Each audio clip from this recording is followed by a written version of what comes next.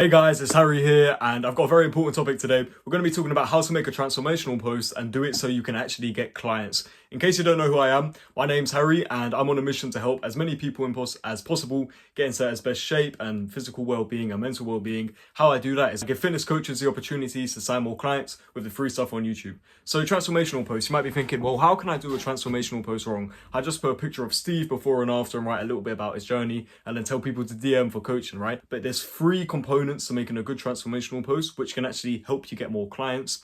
And I'm going to be going through every single one in this video. And out of all the styles of content, you've got reels, posts, stories, all these things which are going to contribute to your success. What's potentially going to get you the most signups is going to be transformational posts. Transformational posts can get you absolutely insane leverage on your business. Most coaches just don't know how to do it effectively, and hopefully I'm going to help you do that step by step in this video today. This is an action-based video, so what I want you to do right now is open a notes page on your phone or your laptop. But the first thing I want you to do is grab a transformational photo that you have made in the past. If you don't have any clients, whether it's just of yourself and your personal transformation, or if you do have a client and you've posted one, just use the same image. We're going to be taking action today, and I want you to put it in a notes page. Part 2 is captions. Captions are incredibly overlooked as a way to get clients in your transformational posts, and a lot of people have the right idea, but they're not using it correctly. Think about it. What's the one way you can get someone to reply to your transformational post? Well, it's to make them want to reply. And how do you do that? Well, you need to write copy. Copy is just text, essentially, that influences someone. And that's what copywriting is at a base level. If you've never heard of copywriting before,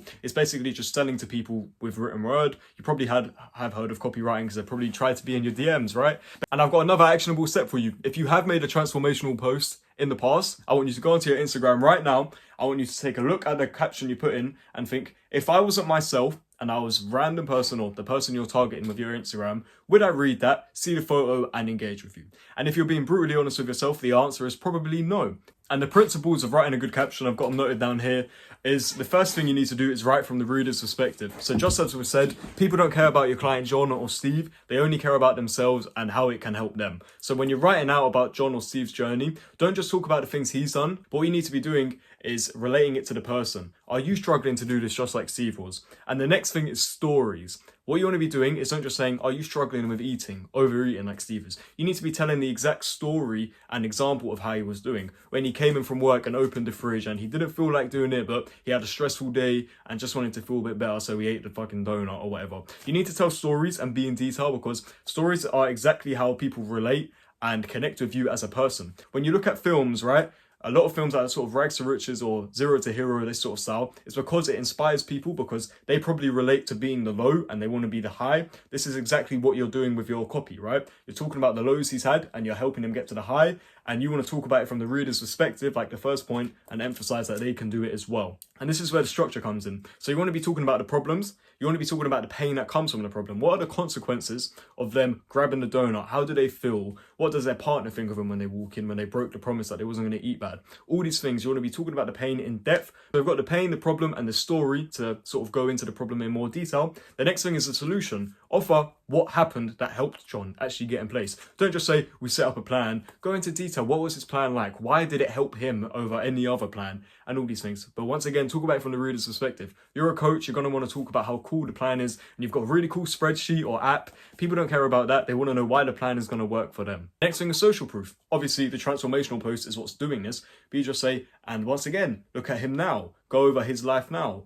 You know, he's not stressed at work as much. He feels more confident. His family, you know, he keeps promises. I know these are very abstract examples and probably wouldn't work if you just copy them.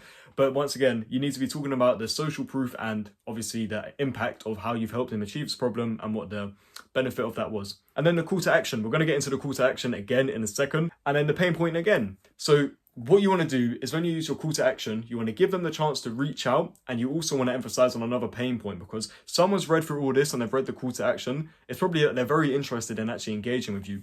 And the call to action usually is enough, but you need to give them a reason of, well, if you don't reach out, then this is going to be you. So don't be spiteful and rude. Emphasize back to the pain points. Call to action, blah, blah, blah. And now he hasn't had to suffer with problem inserted earlier, right? So you want to have the call to action and then followed by another pain point, just to sort of dig in another hole a bit deeper to encourage someone to actually have action. We said talking about from the reader's perspective, the stories, the structure, and now we're talking about the writer's voice. Now this is basically an idea that when you read something that someone else has written, like your mate, you're probably going to read it in their voice, right? Or if you've listened to someone talk online, like Alex Hormozy, for example, and then you read Alex Hormozy's book, you're probably going to listen to it in that person's voice. And this is why it's so important to write in words that feel authentic and natural to you. So now we've gone over sort of what you need to do with copywriting, some mistakes you can't make. The first one is being boring. A lot of people just say things straight to the point. They don't give any juicy details or give a story. So why would anyone read that? The second thing is being vague, right? You might put in your copy, they're sick and tired, or they want to lose fat. Where do they want to lose fat? Where is it in particular? What are they sick and tired of? They should read it and think, holy shit, that guy's talking about me. And then the last thing is not knowing your niche. Once again, we just said how you need to talk about someone's day and it should relate to them. If you don't know your niche or you're not targeting anyone, well, you're going to struggle to do that. Another actionable step for you. I want you to go into the app on your phone, clock, like the alarm app, and set a 15-minute timer, right? Just 15 minutes. I just want you to write on your notes page with the principles we've just gone over, and try and make some good copy about the transformational post you have above. Do not use ChatGPT or AI for this. I've seen a lot of coaches do this and it's so obvious when you can do it. We spoke about writing in your voice, not a boring robot. If your content is going to sound like a boring robot, why the hell would anyone listen to it and read it? And the third component, we talk about the transformational post, like the actual picture. We talked about the copy. Now the last part is just a cherry on top, the call to action. A call to action should be direct, right? And the problem is a lot of coaches will say, DM me for coaching, or if you think this is you, DM me for coaching. It doesn't sound very assertive, right? What you need to be saying is, I know you're reading this. If this is your problem, that I can definitely help you. You need to state this stuff with confidence. Like I said, it should relate to the story. So your call to action should be confident, it should be direct, and it should be clear. Someone should know exactly what word or what action they need to take to get in touch with you. They should know why they want to do it, and they should know why for them. If you're struggling with this problem that John had, insert the things earlier from your copy, I know I can definitely help you, and I think it's in your right place to send me this message. Just be confident and then direct people to your page. And then also add a pain point on top, like we said earlier. So you want to have the call to action and then finish with another pain point, just to sort of drill it in a bit more.